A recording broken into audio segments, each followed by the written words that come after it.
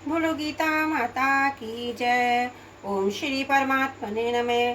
श्रीमद् भगवद गीता द्वितीय अध्याय 54वां श्लोक। स्थित प्रगस्य का भाषा समाधिस्थ केशव।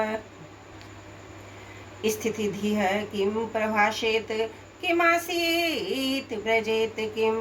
हे केशव, समाधि में स्थित परमात्मा को प्राप्त हुए स्थिर बुद्धि पुरुष का क्या लक्षण है? वह स्थिर बुद्धि पुरुष कैसे बोलता है, कैसे बैठता है और कैसे चलता है? यहाँ अर्जुन ने स्थित प्रज्ञ के विषय में जो प्रश्न किए, इन प्रश्नों के पहले अर्जुन के मन में कर्म बुद्धि दूसरे अध्याय के 47वें 50वें श्लोक तक को लेकर शंका पैदा हुई थी।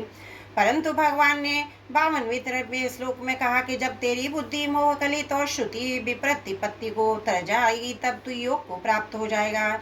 ये सुनकर अर्जुन के मन में शंका हुई, जब मैं योग को प्राप्त हो जाऊंगा, स्थित प्रज्ञ हो जाऊंगा, तब मेरे क्या लक्षण होंगे? अतः अर्जुन ने इस अपनी व्यक्तिगत शंका को पहले पूछ लिया। कर्म तथा बुद्धि को लेकर अर्थात सिद्धांत को लेकर जो दूसरी शंका थी, उसको अर्जुन ने स्थित प्रज्ञ के लक्षणों का वर्णन होने के तीसरे अध्याय के पहले दूसरे श्लोक में पूछ लिया। अगर अर्जुन सिद्धांत का प्रश्न यहाँ 54वें श्लोकों में ही कर लेते तो स्थित प्रज्ञ के विषय में प्रश्न करने का अवसर बहुत दूर पड़ जाता। समाधिस्थस्य, जो मनुष्य परमात्मा को प्राप्त होता है उसके लिए यहाँ समाधिस्थ पद आया है। स्थित प्रगस्य, यह पद साधक और सिद्ध दोनों का वाचक है, जिसका विचार दृढ़ है, जो साधन से कभी विचलित नहीं होता, ऐसा साधक भी स्थित प्रज्ञ स्थिर बुद्धि वाला है। परमात्म तत्व का अनुभव होने से जिसकी बुद्धि स्थिर हो चुकी, ऐसा सिद्ध भी स्थित प्रज्ञ है। अतः यहाँ स्थित प्रज्ञ शब्द से साधक और सिद्ध दोनों के लिए पहले 41वें 45वें श्लोक तक 47वें 53वें श्लोक तक साधक का वर्णन हुआ।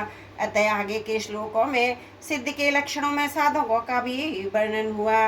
यह शंका होती है कि अर्जुन ने तो समाधिस्थस्य पहले सिद्ध स्थित प्रज्ञ की बात पूछी थी, पर भगवान ने स्थित प्रज्ञ के लक्षणों में साधकों की बातें क्यों कही?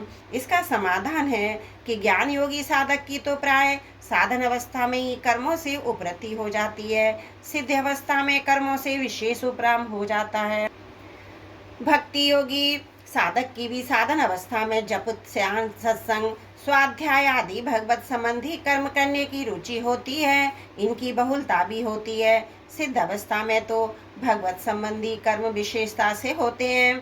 इस तरह ज्ञान योगी और कर्मयोगी दोनों की साधन और सिद्ध अवस्था में अंतर आ जाता है, पर कर्मयोगी की साधन और सिद्ध अवस्था में अंतर नहीं आता। इसका दोनों अवस्थाओं में कर्म करने का प्रभाव ज्यों का त्यों चलता रहता है, कारण कि साधन अवस्था में उसका कर्म करने का प्रभाव रहा और उसके योग परारोह होने पर भी कर्म ही खास कारण रहे हैं। अतः भगवान ने सिद्ध के लक्षणों में साधक जिस तरह सिद्ध हो सके उसके साधन भी बता दिए हैं, और जो सिद्ध हो गए उसके लक्षण ही बता दिए हैं। का भाषा, परमात्मा में स्थित स्थिर बुद्धि वाले मनुष्य को किस वाणी से कहा जाता है, अर्थात उसके क्या लक्षण होते हैं? स्थिति किम प्रभाषेत, वह स्थिर बुद्धि वाला मनुष्य कैसे बोलता है, उसका उत्तर भगवान ने बताया। किमासीत, वह कैसे बैठता है, अर्थात संसार से किस तरह उपराम होता है। ब्रजेत किम, वह कैसे चलता है, अर्थात व्यवहार कैसे करता है। त्रुटियों के लिए क्षमा प्रार्थी हूँ। 54वां श्लोक समाप्त। वसुदेव सुतम देवम कंसे चारुण मर्दनम देवकी परमानंदम कृष्णं वंदे जगद्गुरुम्।